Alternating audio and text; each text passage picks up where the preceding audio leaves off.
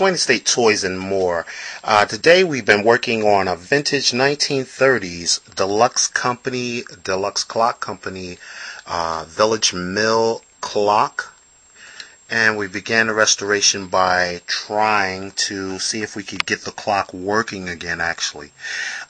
Here, in the back of your clock, you're going to see two screws when you first start off.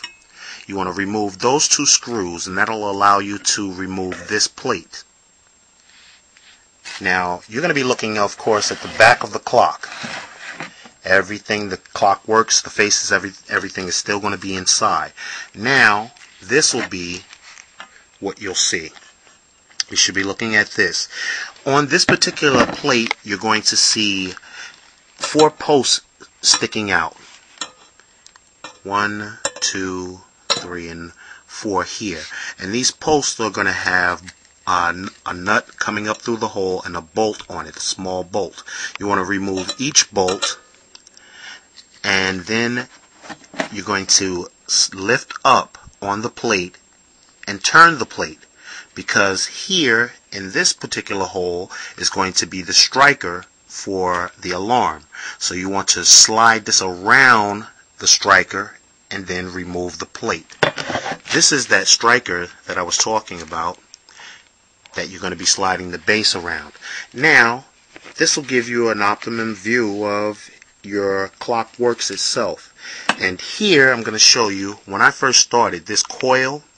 This is the coil that's attached to the main sprocket that's wound for the clock.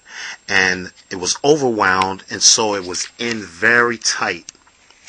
What I needed to do was to loosen this, and to loosen that here, simply turn it over and use my screwdriver here. This locking device, I'm not sure if you can see this good, but this particular locking device goes in, yeah, that might be a little better, against the little sprocket here. So you want to take your screwdriver and lift up on this. What I needed to do was simply place it inside, wedge it inside in between, and then use my small hammer and give it a few taps, and that allowed this to lift up this way, freeing up the sprocket, and the sprocket opened, and of course then the coil unwound. I was then able to oil the entire mechanism and then give it another wind, and I wound it a few times, and now what I'm going to do is see if I was successful. So here, just simply turn it over, and MCSWAIN Estate Toys and More. What I was about to do was simply this, just run the movement, but by turning it over, that little jarring action made it work. MCSWAIN Estate Toys and More. Vintage 1930s Deluxe clock company, the Village Mill clock, and now the CLOCKWORKS. Next I'm going to be working on this other coil, which you can see here at the back.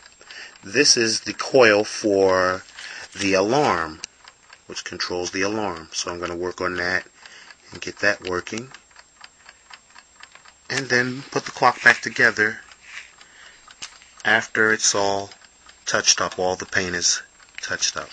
Here's that original seal also on the back. Village Mill. The Village Mill Deluxe Clock Company in New York. Patent applied for. MCSWAIN Estate Toys and More.